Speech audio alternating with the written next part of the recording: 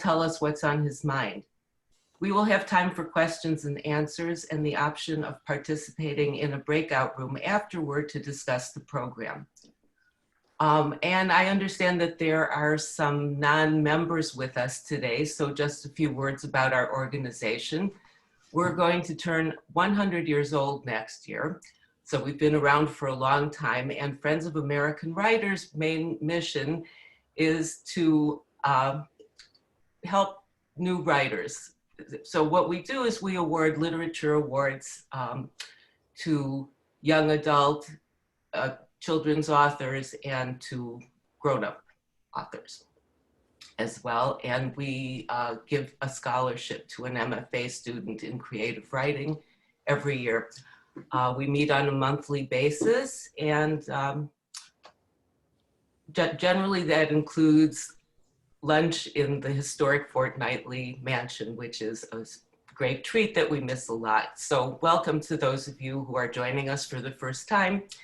And even in these times, consider becoming a member. Okay, this part I copied from the Chicago Tribune Content Agency's website, just full disclosure.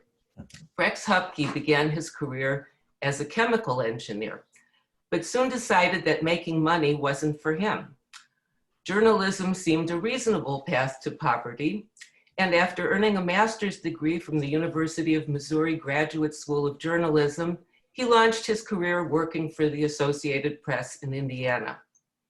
Huppke wandered the state telling stories of national interest, and he was one of 10 media witnesses to the 2001 execution of Oklahoma City bomber Timothy McVeigh. In 2003, Huppke joined the staff of the Chicago Tribune, writing about everything from gang violence and inner city poverty to the glory of competitive arm wrestling and a southern Illinois town famous for its albino squirrels. His reporting and writing always honed in on the humanity of his subjects, feeding a passion for social justice and a relentless desire to speak for those whose voices often went unheard. As he transitioned to column writing, Huppke found his penchant for humor and effective way of delivering opinions. In 2012, Huppke wrote a satirical obituary for Facts. Facts died Wednesday, April 18th, after a long battle for relevancy with the 24-hour news cycle, blogs, and the internet. And that was, by the way, 4 years before we heard the term alternative facts. This article was named one of the Time magazine's top 10 opinion pieces of the year. He lives in the suburbs of Chicago with his wife, 2 sons, and a 95-pound dog that he believes may be part cow. Maybe he will tell us why he believes this. Please join me in welcoming Rex Huppke by clicking on the applause emoji if you can find it under reactions, or just raising your hands and clapping. Okay. Thank you. Thank you so much. I am showered with emojis. Thank you. You know, I always, after a kind introduction like that, I always feel like I should just call it good and, you know, go off stage left at that point. And, oh, please no. Because it's really all, it's all downhill from there, truthfully. But thank you. I first of all, I really admire what you all do. This is what this group does. And I'm honored that you wanted me to pop in and spend a little time with you today. I think it's fantastic. And I'm, and anybody supporting writers is a great it's a great endeavor. Let's say we need strong writers of all sorts in this country desperately, and good communicators and all that sort. So I really appreciate you letting me be here, and appreciate all the work that you all do in helping fight the good fight. So I was going to start. What you'll find, and when I'm speaking in person at things like this, I say the same thing. It's probably even more so in our little Brady Bunch boxes that we're in right now. But you will soon find why I write for a living rather than speak for a living. But I do try to keep I try to keep things relatively informal, and you know, just kind of move through some stuff, share a few thoughts, and then I would love to take questions, because I would much rather this be more of a conversation than me attempting to pretend I have something deep and profound to say. But I'll just give you a quick little rundown. You got some of it in that nice introduction there, of course. But I was a chemical engineer originally. My father was a chemical engineer. His father was a chemical engineer, and I just felt sort of fated to go in that direction. I guess I always kind of thought what they did was cool, and you know, to my dad's credit, never pressured me to do that, but it just seemed like the right path. And of course, I reached a point on that path where I realized I had made a terrible mistake, but it was a little too late. At that juncture, I was about a junior in college.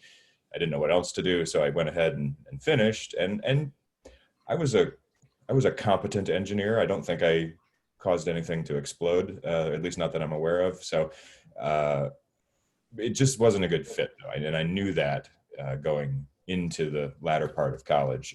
But I got out, of course, had lots of student loan debt, as one often does. And so I got a job, and about 6 months into that job was when I really said, oh yeah, this is definitely not the right place for me.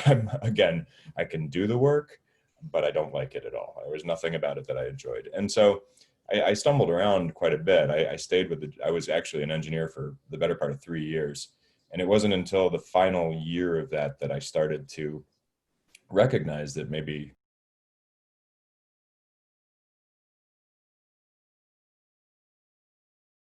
bizarre person who just came in the door, and they somehow felt sorry for me, at least. And so I you know, I started just coming in at night and doing random things for them, you know, just entering information about upcoming events and really grunt work. And slowly they started to let me write some stuff. And it didn't take long before the light bulb went on.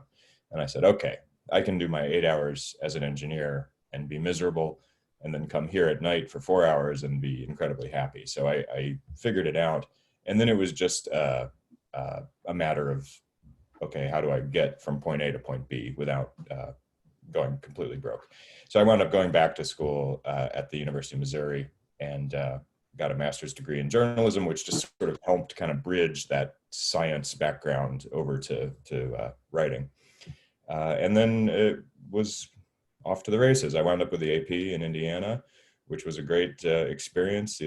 From a writer's standpoint, the Associated Press is a tremendous place to work. You really learn the nuts and bolts of writing. When I talk to my students now at Loyola, I really talk about writing as a craft first and then an art. You know, you can't just skip the first part and go to the art part. You have to start with a foundation. And I show them pictures of, you know, a framed out house and then a palatial mansion. You know, you can't have number 2 without number 1.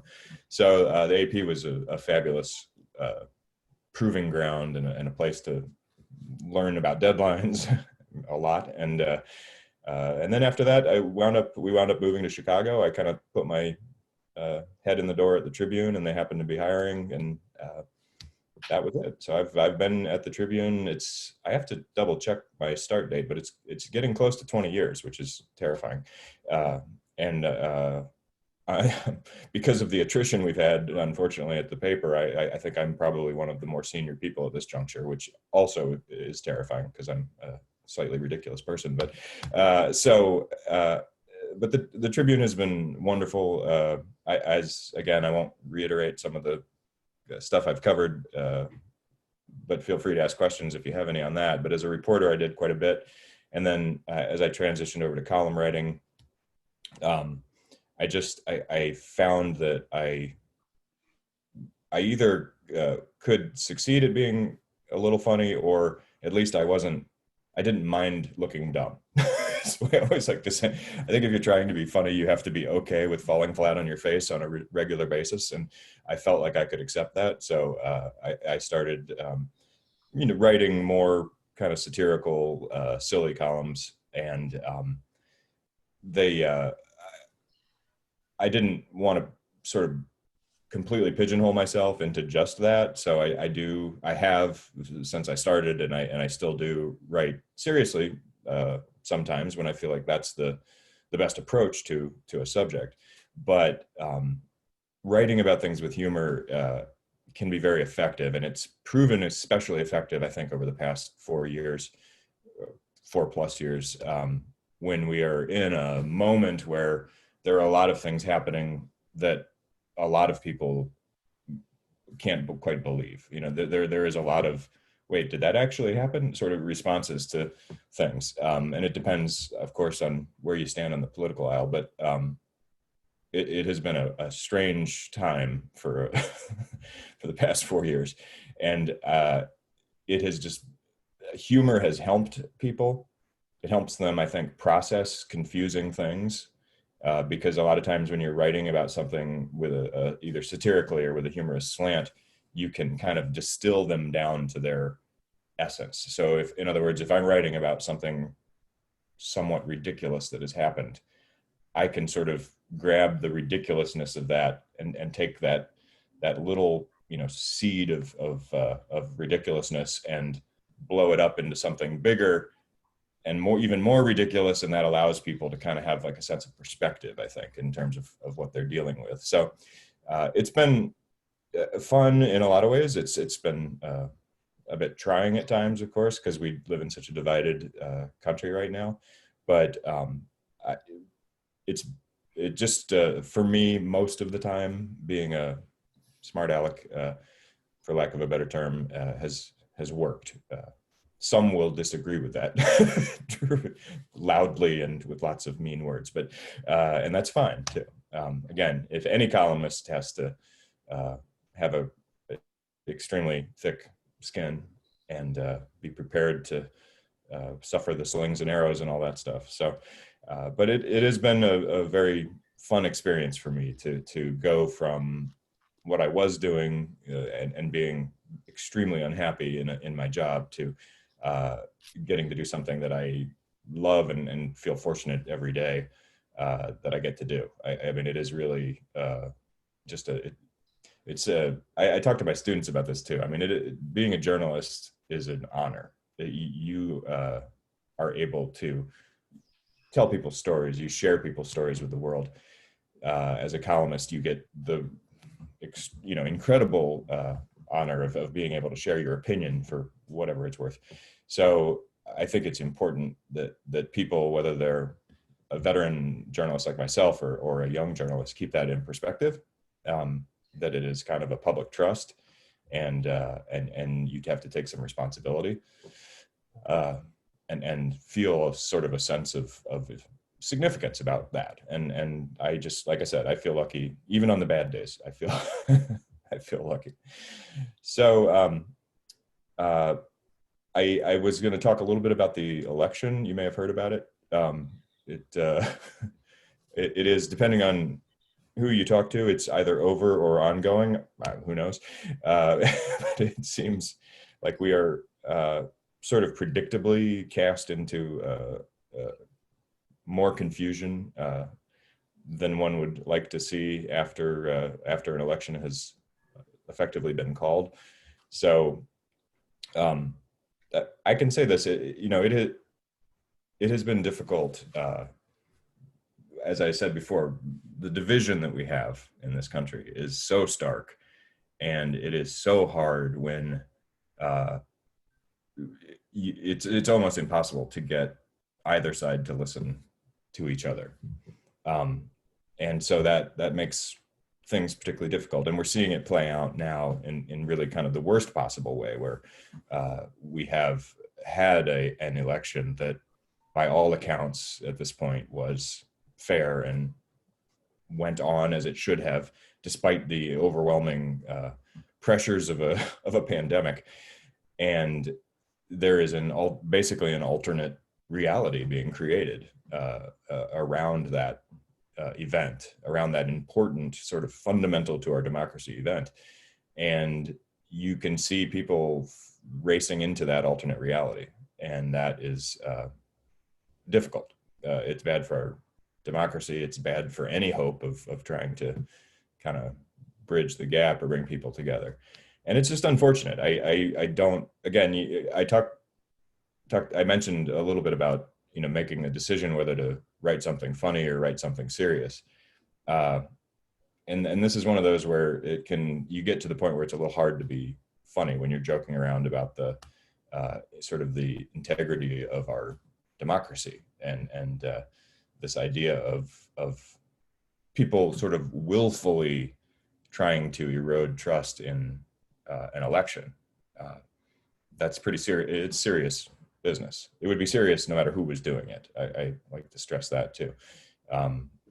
So we are entering, I think, a challenging month and a half to 2 months, depending, because it's clear at this point. I didn't think this at first, or right after the election, or once the election was called by all of the major news organizations.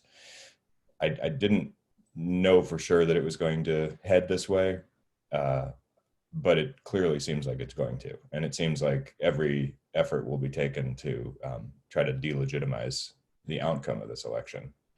And that is something that will require a tremendous pushback. And honestly, at best, the pushback gets us through a peaceful transfer of power. But I don't think the creation of this alternate reality of what happened in this election is that won't go away. You're going to have some people go there and they're going to stay there and they're not leaving. And again, that's difficult. I mean, in an ideal world, I want everybody to have differing views and share them without fear of anything, and be able to talk about things and disagree about things. And that's the way it should work. And that's the way it used to work. I can say that personally. I've always, as a columnist, always had people disagree with me, of course. Probably 4 or 5 years ago, those disagreements, I would often respond if I got an email from someone angry at me about some, cockamamie thing I'd written. I would respond, and especially if it had been a satirical column, I would sort of step out of that out of that satirical voice and say, okay, look, I understand that we're probably not going to see eye to eye on this, but this is what I was trying to say. Here's my point. And probably 9 times out of 10, that would result in a very nice email back. And then, I had a whole slew of people who hated everything I ever wrote, but were super nice and would always pop in and either give me a hard time or even occasionally say they like something. And, I would occasionally, they would flag something sometimes where I had maybe crossed a line, and I would, because that happens. No question. I mean, any columnist crosses a line at some point.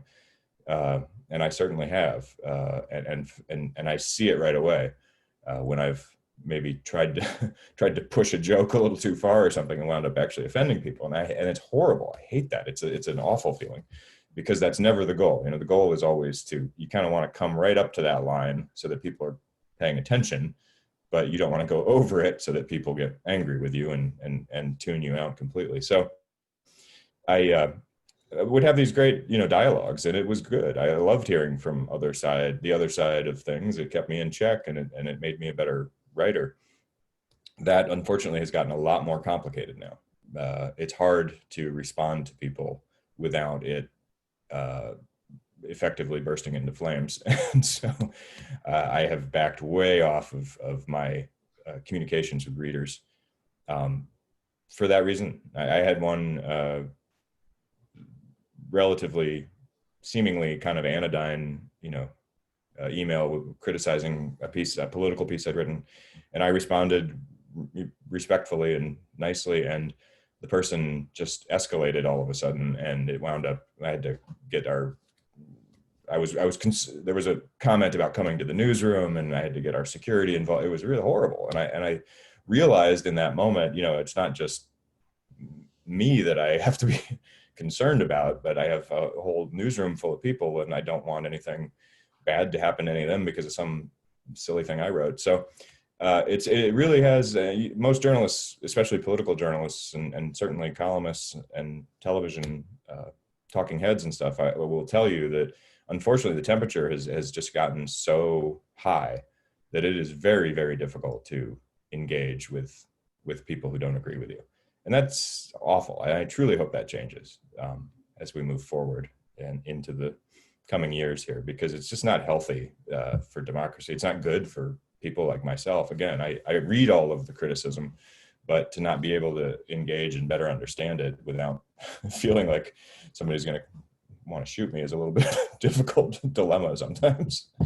So anyway, I wish I had could sort of send a message of everything's going to be fine. I suspect everything's going to be fine, but I also think we are in an awfully volatile place right now. I think even if there is a peaceful transfer of power,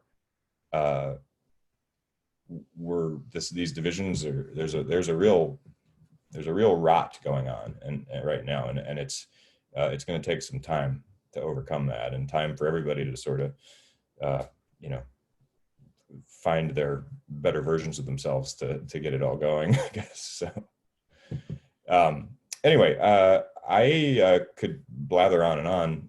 Just ask my wife; she'll tell you that. But if I can maybe answer some questions, or if there's any specific things that folks would like me to talk about, or if you just want me to go away, that's fine too. I can take it. So.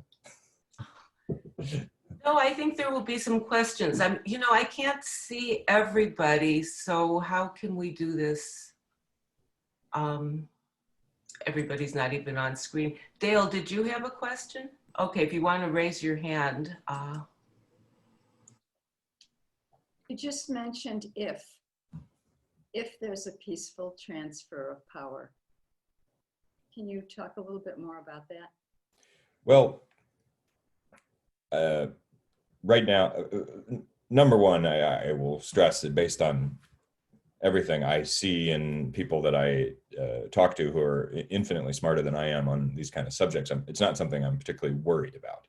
The most likely outcome at this point, given the vote and what we've seen in terms of numbers, even with any kind of recounts that are done, the overwhelming conclusion is that Joe Biden won, and come January 20th, he will become president. Right. But what you're seeing from Trump himself, and we saw this well before the election. I mean, he tried very hard to say that there was going to be voter fraud and it was going to be a rigged election. The only way it would be a legitimate election if he won was effectively what he said. So it's not really a huge surprise that he is pushing back so hard. And again, in the interest of fairness, he has a legal right to contest things as he wishes. The problem is that every expert, including Republican experts, one of the attorneys who handled the Bush v. Gore case for Bush, a renowned Republican election attorney, wrote in the Washington Post just a day or so ago that this is to compare the two situations is ridiculous, and that he really disapproved of the way the president and other Republicans were handling this. But set that aside and say, again, he has a right to ask for recounts. He has a right to question things. He can, if they have evidence of voter fraud, they can take it to a court and show that. But the problem, and I think the fear that people have, which has some merit to it, is that, again, he has created such a such an alternate reality, like what I said before, that this was somehow rigged.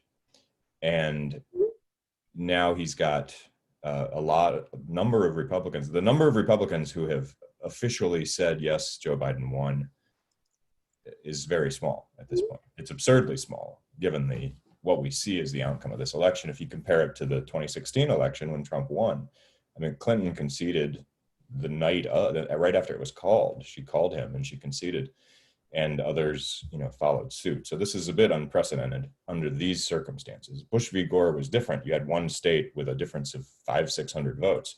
Here you have many states with the margins of victory at this juncture are higher than they were in 2016 when Trump won in many of these pivotal states.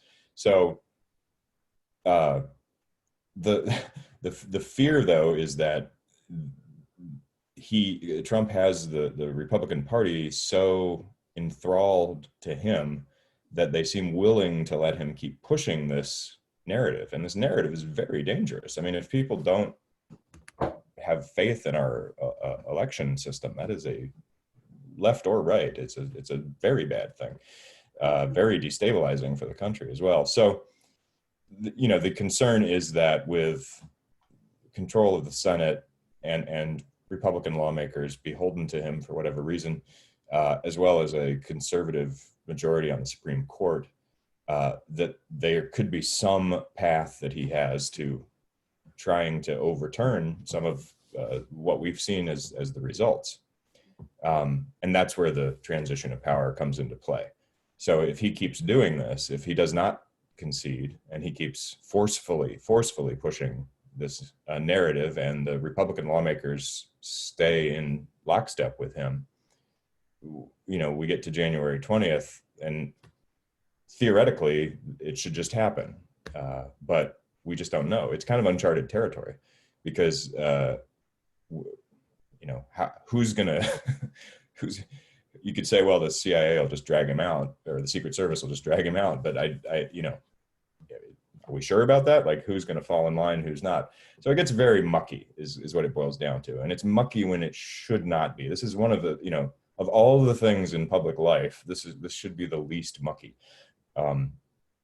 Again, my personal feeling, this is not going to be an issue. I think Trump is making noise right now to raise money, number one, and to pay down some of the campaign debt. Also, he's trying to lock in his base so that when he's out of office, he can continue to use the "I was robbed, it was a stolen election" stuff to keep them fired up. It's horrible, it's manipulative, but in my opinion, that's who he is, and that's who he's been since day one. So, you know, I think that by January 20th, everything will be fine. We'll have a new president in, and Trump will go off and continue to be disruptive and keep causing problems. Although at that point, I think the problems he's causing might be more problems for the Republican Party than for everybody else, because he is going to try to take his people with him, and we've seen quite clearly they'll do whatever he says. So, hope that answers your question. I mean, again, I am not particularly scared. I don't like what's happening. I think it's really damaging to the country, but I do think that in the end, this will work itself out. Thank you. Roberta, you have a question? I saw Barbara Smith's hand up. Oh, okay, thank you. Okay, Roberta, we'll get back to you. Unmute yourself. This is a question that's always been bothering me. When I watch any of the media, read media, I always wonder why they have to state if somebody, you know, congressman, senator, is a Democrat or Republican, because I feel that adds to the political divide.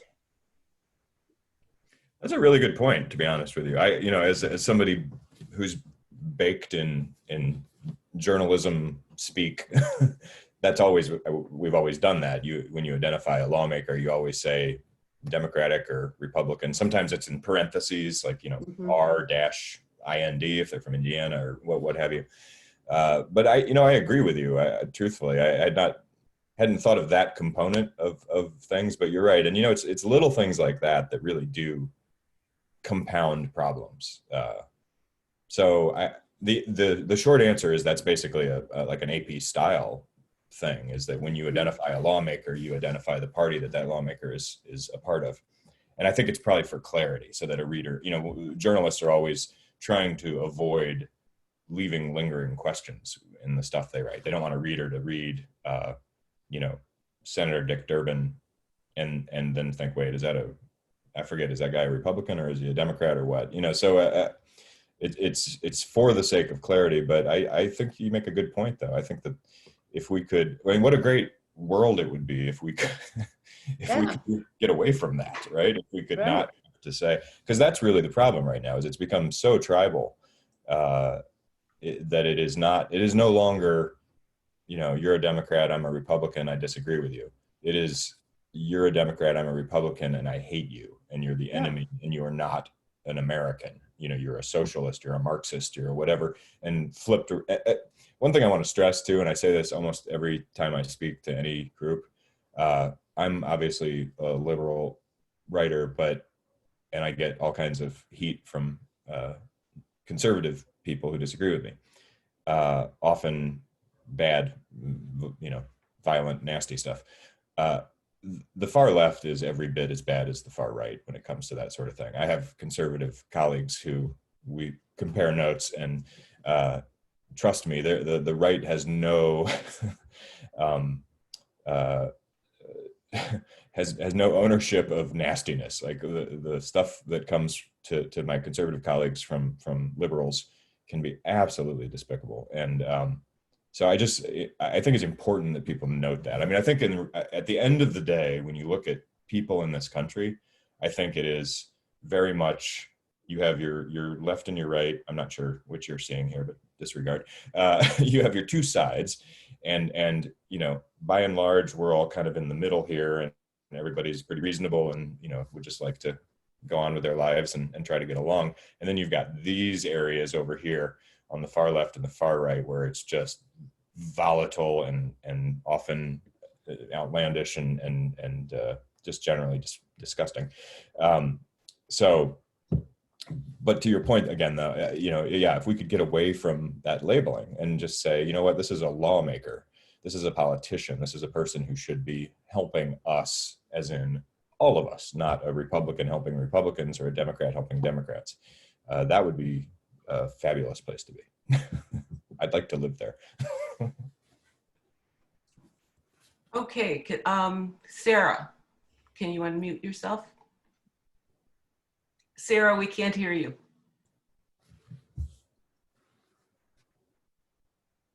Sarah, the mute button is in the lower left-hand corner. Okay, well, anyone else? Here, I am. Okay, there you go. I was curious with the terrible loss of local newspapers and our major newspapers cutting staff. What future do you see for the young people taking journalism courses? No, that's a great question.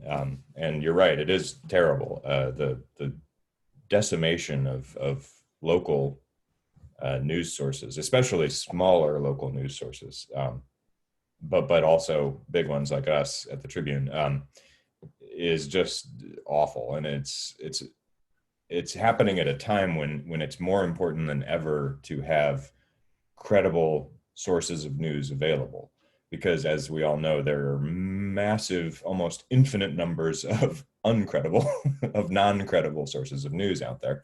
And that unfortunately is what so many people find themselves relying on. We're in a moment where it's so easy to feed your belief system off of just, kind of non-credible news sources that confirm everything that you want to believe, that we desperately need those local anchors of just, facts and honesty and good reporting. I will say the young reporters at the Tribune are impressive, outstanding. I mean, we've lost a lot of veteran people at the paper, and we've brought on a lot of younger people, and just remarkably good. I mean, they bring a whole different skill sets now, in terms of they're multimedia oriented.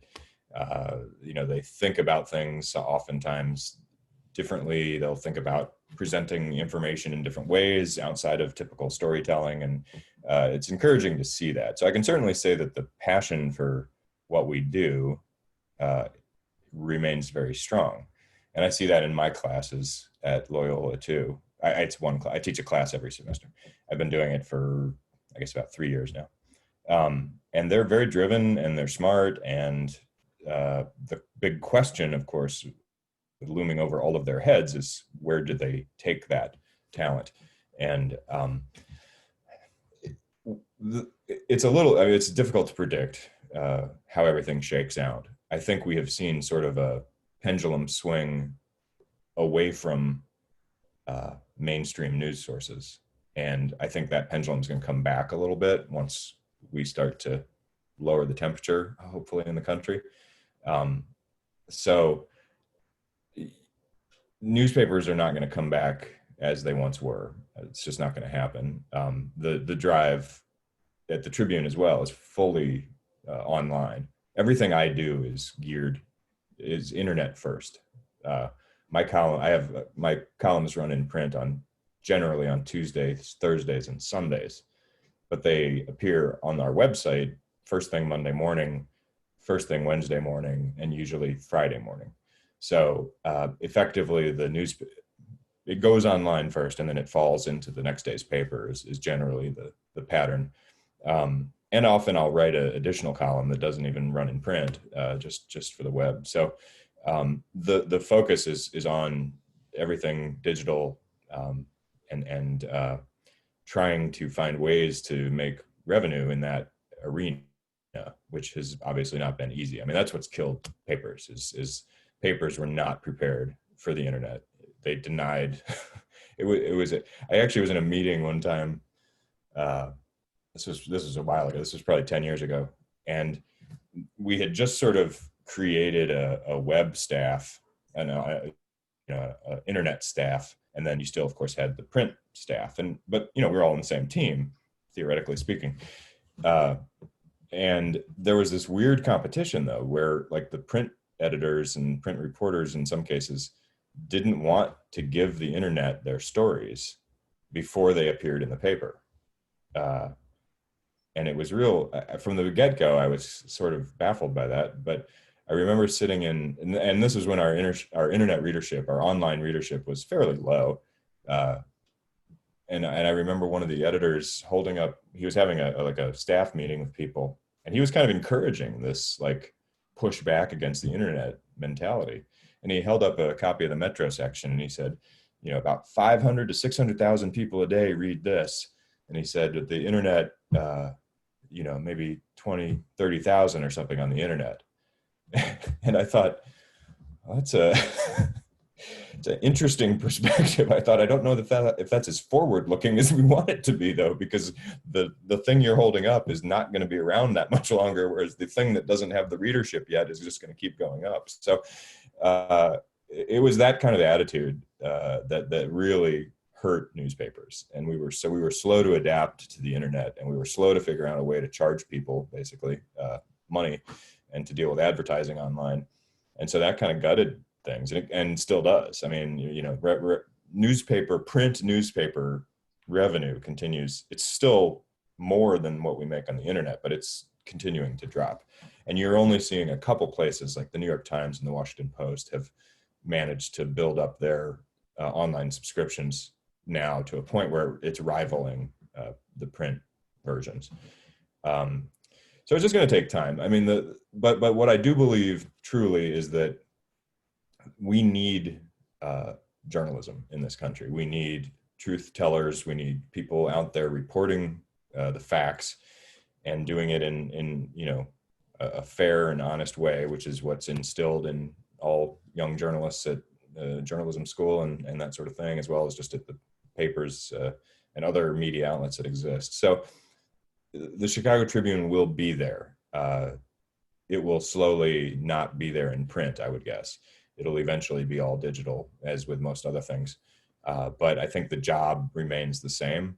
The way I teach my students is not dramatically different now than if I had been teaching them 10, 15 years ago. The fundamentals of journalism and of writing are the same. You just think a little bit differently sometimes about, speed, maybe how quickly you get something out in front of people, that sort of thing. But there is hope for young journalists, absolutely. And there are places for them to go. In fact, in some ways now there's a greater diversity of places for them to go. I mean, it used to be you go to a newspaper and good luck working your way up the food chain there, because people take sports writers, for example. Sports writing was a really plum job. And if you wanted to be a sports writer, like cover the Bears at the Chicago Tribune, you basically had to wait for the last person to die. Like, I mean, they just had to, nobody was ever leaving that job. So, you know, in some ways now, there are so many more outlets that there are ways for people to do stuff that they want to do as journalists and get paid and actually succeed. I hope that answers your question. It's a tough question to answer, but I hope that gives you at least a sense. Okay, I have a question of my own, actually, so I'm going to ask it. You covered an execution when you were a relatively young reporter, I guess. That was a while ago. And how do you write about something like that? I mean, it sounds extremely difficult. Yeah, that was a tough. Yes, it is difficult. So this was. I was with the AP in Indiana, and we learned that Timothy McVeigh, the Oklahoma City bomber, was going to be transferred to the federal death row in Terre Haute, Indiana. This was going to be the first. The federal death penalty had been abolished for, I forget how long, maybe a decade or more, and so it had been brought back. And so he would be the first person executed under the federal death penalty law since it had been abolished, like I said, a decade or so earlier. I honestly didn't know how I felt about executions. I wasn't sure. I wasn't like a sort of classic liberal-minded person who was like, no, we can't do that. I had sort of a feed them to the lions attitude at times when it came to certain people. So honestly, I wanted to cover it because I knew it would be a big story, but I also wanted to cover it because I wanted to sort of explore that. And I knew that was an opportunity to get a real first person insight into all of this. So yeah, we went, I mean, there was a huge lead up to this. I was writing about this for the better part of a year before the actual execution. And it was obviously a international story. I mean, it was a massive media turnout. There were trailers all over the fields outside the federal penitentiary, and it was quite a scene. But it was funny. So it was an unusual in terms of executions. It was a little unusual because you were dealing with Timothy McVeigh, who obviously was insanely notorious, and rightfully so.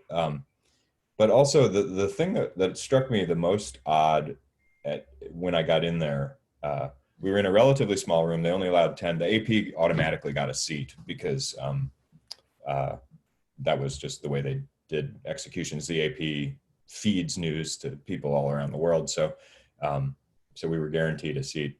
The other, and this is an aside, the other news organizations had to vote over who got to go. And it was one of the weirdest things I've ever seen. I mean, you had the New York Times and the Washington Post sort of huffily demanding that they should get the seats. And then you had smaller news outlets saying they should. I was like, good Lord, this is kind of macabre in a way. Everybody's fighting over who gets to go.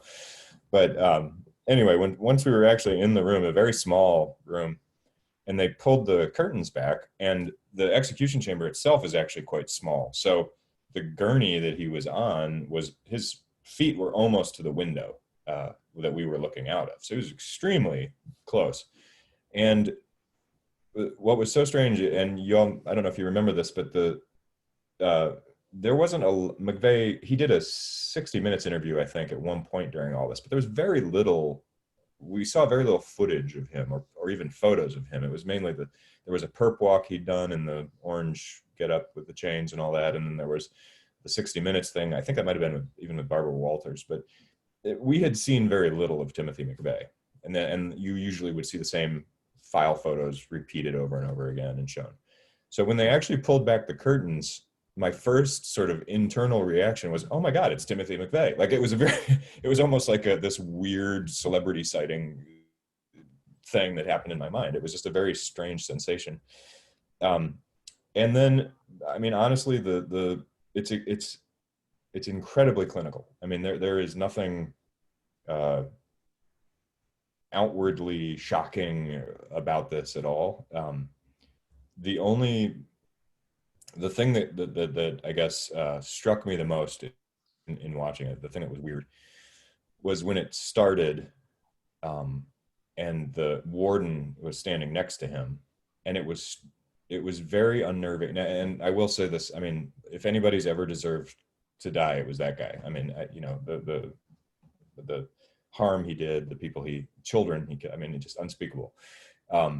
But there was that very strange moment where, kind of setting who he was aside, it was strange to watch somebody dying and somebody standing next to them not doing anything about it. You know, there was sort of a human, something just wasn't right. You know, it just didn't, it felt weird and unnatural, I guess. And then it was over. I mean, it was all done in all of probably from pulling back the curtains to any last words and all that stuff, to it was 10, maybe 15 minutes. I forget exactly, but it was very fast. So it did not leave me scarred or anything like that. I mean, I think journalists in general see lots of, you get used to that a little bit. I mean, I've seen plenty of worse things than that since then. You know, I think there's an element of because we look at it as a job, right? I mean, it's not like I'm being a voyeur and, you know, anything. It's, I'm there to do a job, so you kind of take it as that. But it was, yeah, it was interesting to see. And then I actually wound up covering the second federal execution, which was a week later. I covered that as well and was a witness there. So that after that, I was pretty much like, okay, I think I'm done with it. I don't think I need to watch any more executions. Thank you. But yeah, it's strange. It's a strange thing to see, and like there is something about it that just does feel not right, I guess is what I would say. Again, I didn't shed any tears for Timothy McVeigh. The person who was executed the next week was a drug lord who had assassinated, I mean, brutal person, but very different case. The problem with his case was that there were people in mob members in the Northeast serving life sentences for the same crime, some even serving less than life sentences for the same crimes. And then he was executed. And so that in particular felt extremely wrong. And I think that's where I personally, and I wasn't a columnist at the time, I didn't say anything about this, but personally at that point I thought, okay, I don't technically have a problem with putting somebody to death, but I do have a problem if you can't do it consistently, you know, and there is absolutely no way to do it consistently or with certainty. And so that made me think that this seems fundamentally unfair. Thank you. I think we have time for one more, but Dale, I see a question from you. Oh, I wrote it in the chat. Oh, sorry. How do liberal journalists manage their emotions with conservative journalists? And I was thinking about, you know, Fox News versus, well, any outlet. And then and the White House, like Kayleigh McEnany, and how do you manage your emotions? Well, I'm a columnist, so I'm allowed to express my emotions, which helps because I can scream at the TV and, you know, bang my head against the table and all that kind of stuff. You know, I can speak to myself in a second here, but I will say this, and people who just have it in their mind that journalists are inherently biased will never hear this or believe that. And I'm not saying that to you. I'm just saying, I'm speaking generally of people who dislike the media as a whole. Journalists as a whole, yes, if you talk to them personally, tend to be more liberal, absolutely. Although not monolithically by any means. I have many colleagues who are conservative. But when a journalist, and particularly a journalist at a paper like the Chicago Tribune, the Washington Post, or LA Times, or New York Times, Wall Street Journal, it goes back to what I was saying, was we have a job to do, and we do it the way we're supposed to. So there, and I've always, when I was a reporter,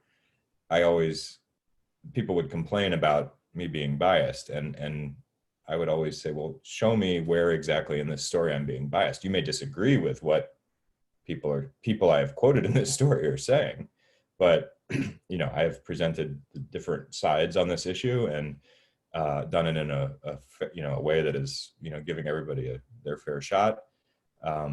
So the vast majority of news reporters, feature writers, all, you know, people on the news side of journalism do their jobs as it should be done, and they set their own feelings aside. I wrote stories about the Klan in Indiana. I interviewed Klan members, and you know, trust me, I don't agree with them at all, but I wrote them, and you know, I gave their side of things, and that's what you do. That's the job. And so, you know, I think that for most journalists, it really isn't an issue. I mean, everybody's got their own personal frustrations with liberal, conservative voices, whatever, but they leave it on the table. Again, on any given day, I would defy anybody to take the Chicago Tribune news stories, not opinion or editorial, but news stories, and show me where they're biased. You know, it just isn't true. They're, again, but the problem is that people see bias with anything they disagree with. When I used to write about like LGBT issues for a while in Chicago, and one time I wrote about a poll that the Tribune had done about, this was before same-sex marriage was legal, and I talked to some people who didn't think same-sex marriage should be legal, and I talked to some people who did, and someone from the GLAAD, the Gay and Lesbian Anti-Defamation League, basically, contacted me and absolutely read me the riot act. I mean, for a half hour, I was getting yelled at not because I hadn't done anything wrong. I had given about half and half of the story to each side. That person was just mad that I had given the other side anything, right? And so that's where the breakdown happens, unfortunately, is that people see bias because they don't want to hear the other side. Anyway, so when it comes to that sort of thing, again, most journalists they charge in, they know what they have to do, they get to talk to who they have to talk to, and they present things as fairly as they possibly can. Obviously, for columnists, editorial writers, it's different. We have a point of view. So when it comes to you know,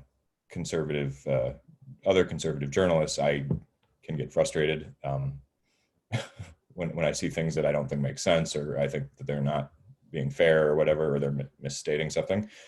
But conservative writers get annoyed with me because for the same reasons. So you know, that's kind of, you're never going to make everybody happy in the opinion writing world, unfortunately. But when it comes to news, though, I think, and I still believe, the vast majority of media in this country does a good, not perfect, but a good job of trying to be as fair as possible.